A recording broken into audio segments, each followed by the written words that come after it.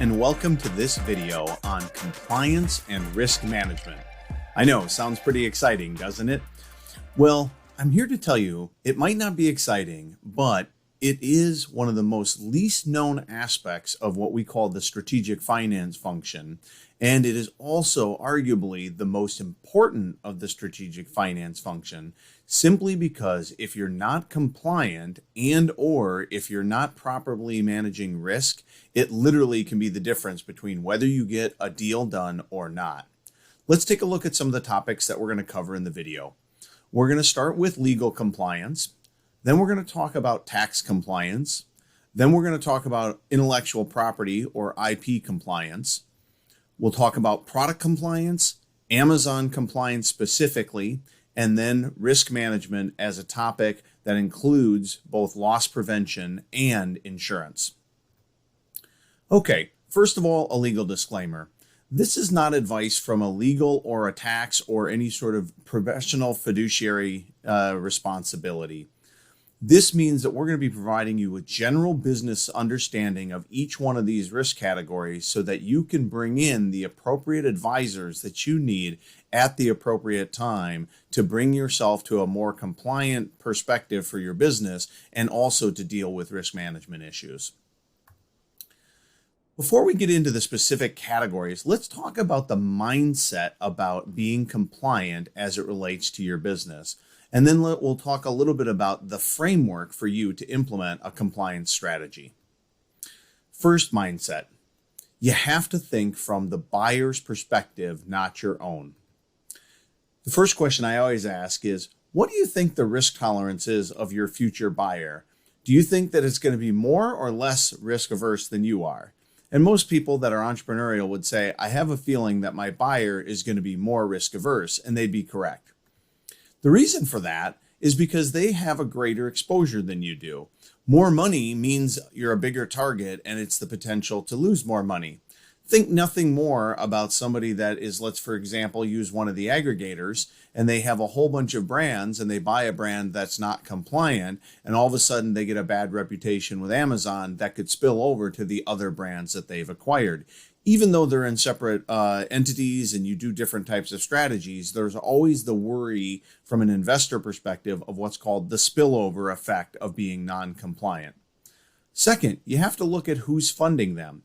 Most buyers are funded by lenders, and most lenders by nature are very conservative. So behind the money or the equity money that happens to be in a particular buyer, usually acquisitions are funded by debt, and the lenders are very conservative in their approach because if the business doesn't do well, they're the first people that get hurt and they don't have any upside from an equity perspective. So they're only earning maybe 6 or 8 or 10%. They cannot afford to have any downside risk. And then finally, you have to think about it from the buyer's perspective. If you're selling your e-commerce business to, again, using an aggregator right now, and that aggregator maybe is just getting started, maybe they've bought 10 or 15 different brands, it's not just the conservativeness of them that you have to worry about, but you always got to be thinking about the exit strategy of that particular buyer. And if the planned go-to-market strategy is to continue to build up the company and either go public or sell to a large strategic buyer in a few years, you're actually dealing with another level of conservatism beyond that. If you think from that particular mindset and then recognize that if a buyer is going to acquire you and you're much more risky than the other assets that they acquire, what are they going to do? They're either going to not buy you at all or they're going to severely discount the price that they can pay because they're going to have to implement a bunch of one-time compliance strategies, and there's going to be a worry that it might affect overall profitability. So that's first important, is to get the mindset right, to think about compliance not as something just for yourself running a lifestyle business, but think of compliance as part of your exit strategy. Hopefully that's helpful. Then the second thing you need to think about is getting the right framework in place. And I call it think from the legal agreement backward. If you think what happens in an exit, it's that you're actually signing a 50 to 75 page piece of paper, and it has a whole bunch of what are called representations and warranties, or as I like to refer to them, promises that you're going to make to the buyer. The core promises that you're making to the buyer are what are called fundamental reps and warranties. But beyond that, anytime that you're not compliant with one of the promises, you have to list something in what's called the disclosure schedules. And so any exception that you have to the promises, you're going to need to tell the buyer. For example, I was not compliant with Amazon's terms of service as it relates to inserts for the period of 2020 through middle of 2021. And you have to document each one of those. So if you can imagine that all of a sudden your disclosure schedules have a huge amount of all of these things that you've done wrong, think of the momentum that or lack of momentum that has on a deal. It turns it from momentum into drag.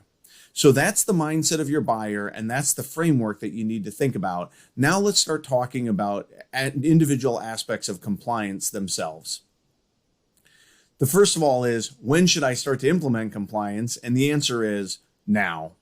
The reason is your actions that are not compliant, as I like to say, are written in ink, not pencil. And what I mean by that is that it fades over time, but there rarely is an eraser for being not compliant. Using my insert strategy that I just mentioned, you may have gotten rid of them now, but there still is an exposure that you'll have to document to a buyer when you did it.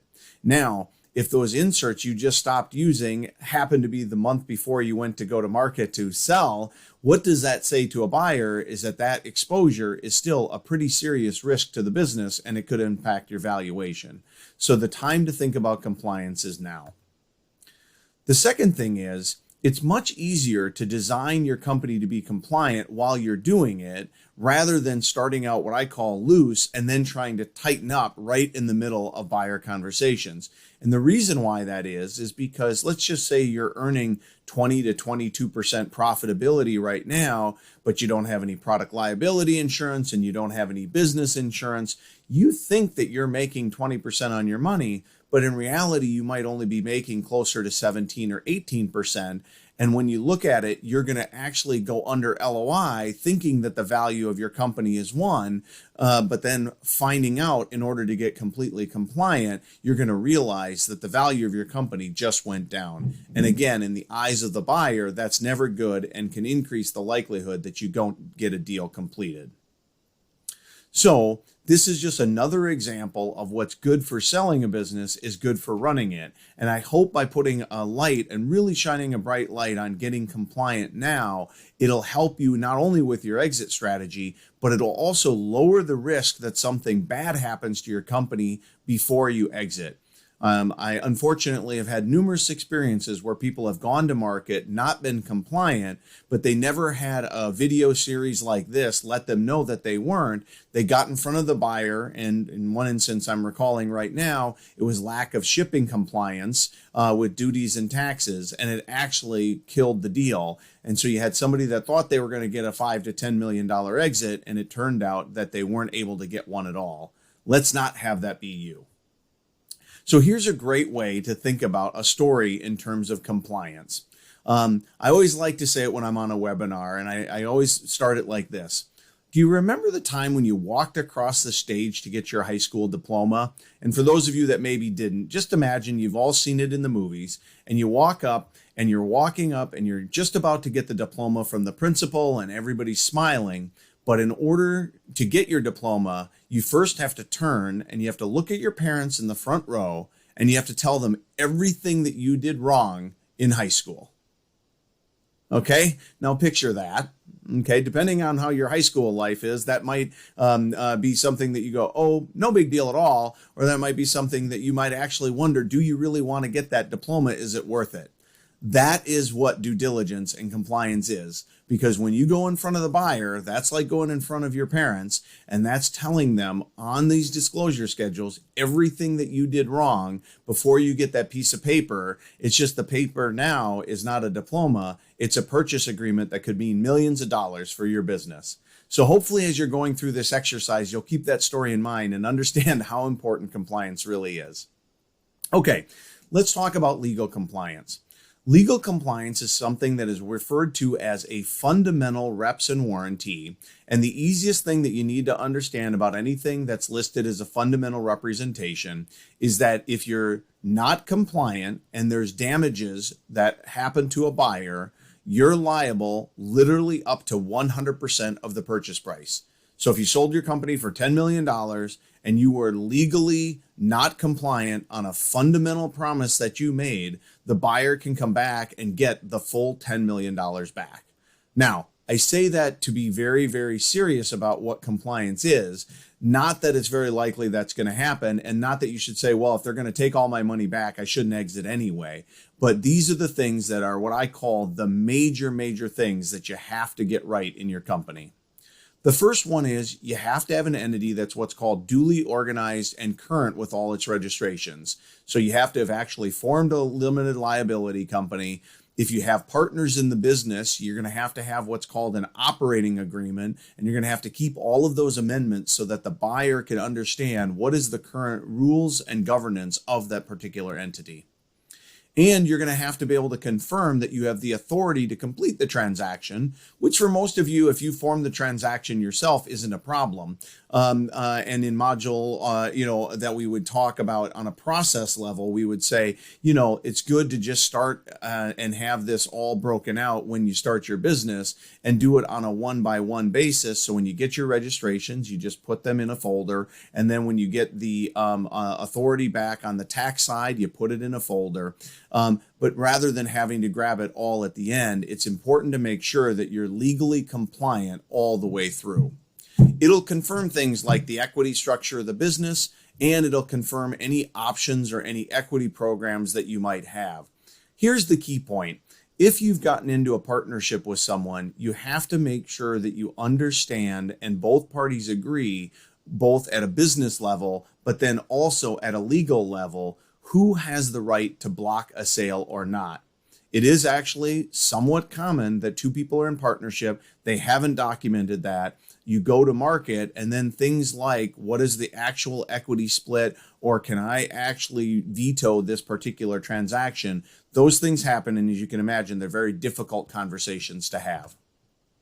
Next up is tax compliance. Again, fundamental representation. If you owe back taxes up to the amount of the purchase price and the government goes after the buyer, you're going to have to pay those.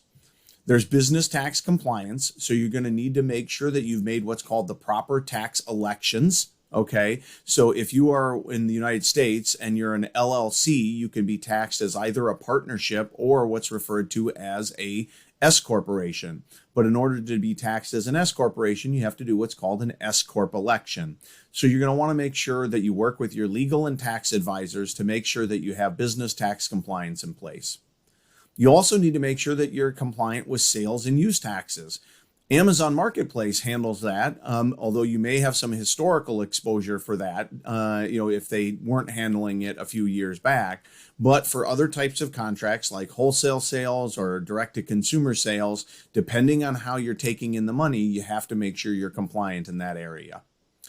A huge potential liability can be out there for you if you're not paying your duties and taxes. And you see this in a couple of different ways. One of them is through improper coding of the duties rates on your products. But the second one is underreporting if your shippers, and this can be an example of a concierge shipping service, DDP shipping service, where they're underreporting the amount of the goods that you're paying for, even if you got the rate right. We have seen deals that have been canceled because of people not being compliant with their duties and taxes. If you're international, you've got to make sure that you're VAT compliant by marketplace. And beyond that, you do also want to make sure that you're in what's called personal tax compliance. It might not be a part of a particular transaction, but rest assured, if you take in money on a large exit and you're not compliant with your taxes, the government is going to be able to come after you for that money, and you better plan on being able to fund the rest of the tax bill out of the acquisition money that you received. And in addition, you also have to make sure from a cash flow perspective that if you're an LLC or if you're an S corporation, that you have to make your estimated payments. So as you get more profitable, if you have a lot of seasonality in the fourth quarter, you better be planning on being in tax compliance also from a cash flow perspective, making sure that you have enough money to pay the tax bills that you need to. Next up is IP compliance. IP compliance sometimes is a fundamental representation, and other times you can negotiate it so that it's what's called a general rep and warranty, not a fundamental rep. And in that case, it's subject to a lower level of liability. But oftentimes it's fundamental for the trademarks. If you don't own the trademarks that you filed, or you filed them individually and now you need to convert them into the business, you need to make sure that they're inside the entity and you have the authority to exit them. Otherwise, if there's a trademark dispute, it's oftentimes a fundamental representation that you're making to the buyer. You want to make sure you have things like brand registry in place. And if you do build any IP that is your own in the form of technology, you need to make sure that if you had any coders or developers work on it, that they have what are called work for hire provisions so that you know that you own 100% of the code that you created. And finally, you've got to make sure that you have properly registered and are current with all of the domain names relative to the business. Next up is product compliance. Not always a fundamental rep, but it certainly can be expensive.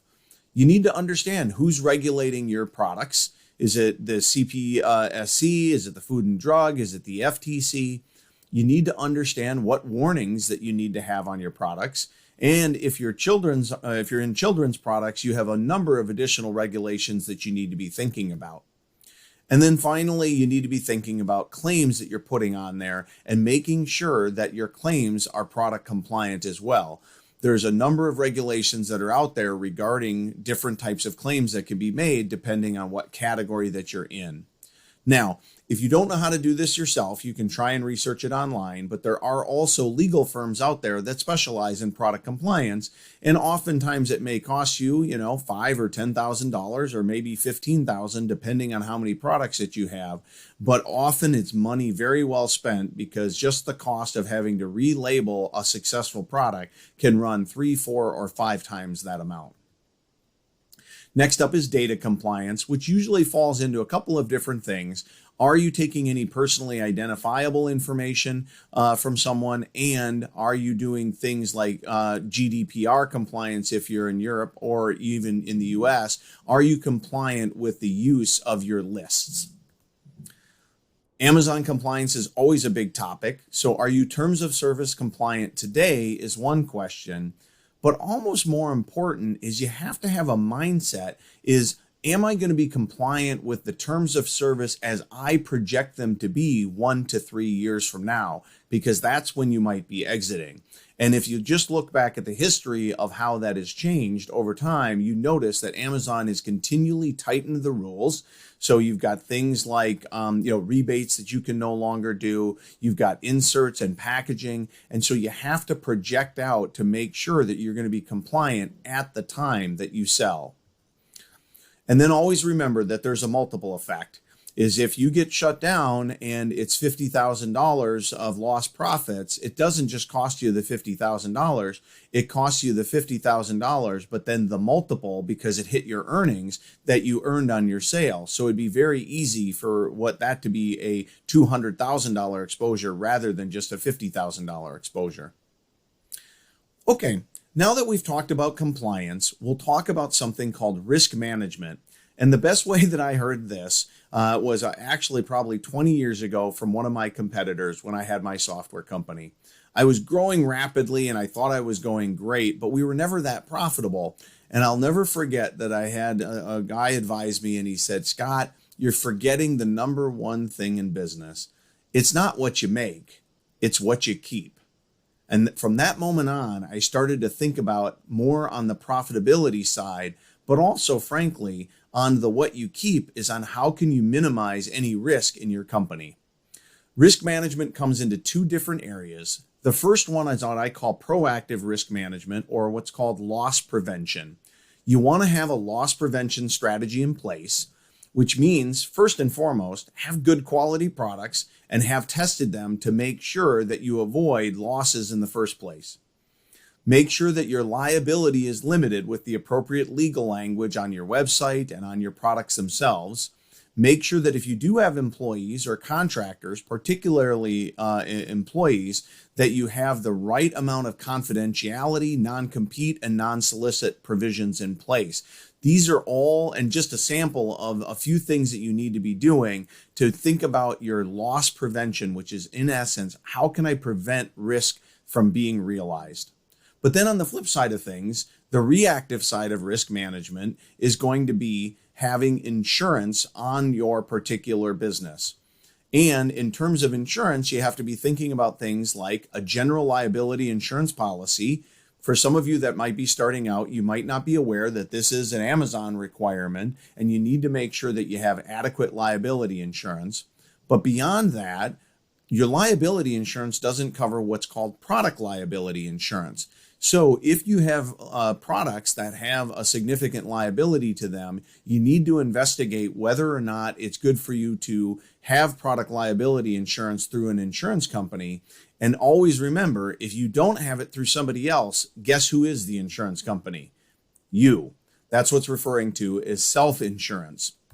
You also need to make sure that you have your products that are having adequate shipping insurance all the way through getting them into where they can be sold. And finally, if you do have employees, you have to make sure that you have benefits and health insurance and those types of things in place to the extent required by law. One of the big quote unquote gotchas in a deal is oftentimes people will have contractors in the United States that are working full time for them and only them. And depending on what your state law is or federal laws, you might be in violation. And when you get again into a due diligence situation and the buyer finds out that you have had a bunch of employees and those employees were not treated as employees but were deemed contractors, there's a tax liability to that, and then there's also a legal liability to that. Okay, my final thought about compliance and risk management is, first of all, I wanted to take a deep dive and go into all the areas to highlight this because of all of the content that I see out there about how do you maximize the valuation of your company. It always tends to be about the multiple that you can get and very little about making sure that you're protected so that you actually keep the money you receive in a transaction. But nobody here can say that compliance is a light switch, that you're either 100% compliant or not.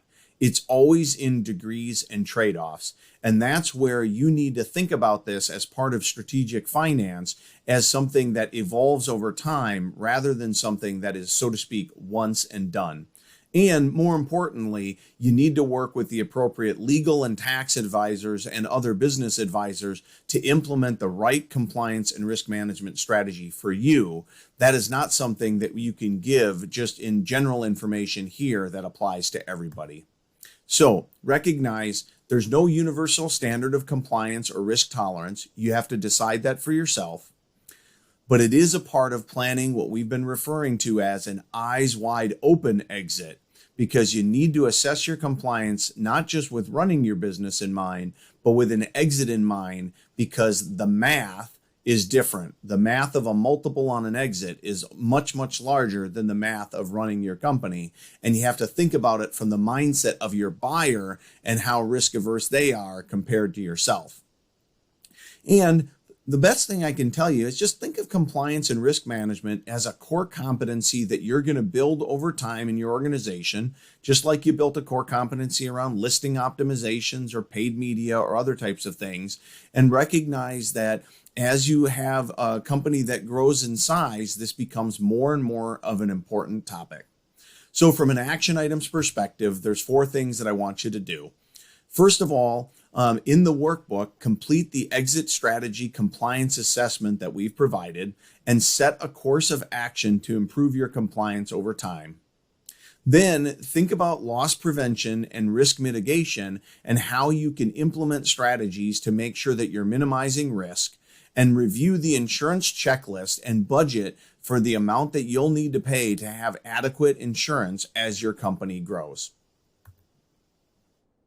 And I'll end with where I started. Compliance might be the least talked about but most important part of designing an exit strategy, because compliance is literally the difference many times between getting a deal done, which gets you paid, or getting zero.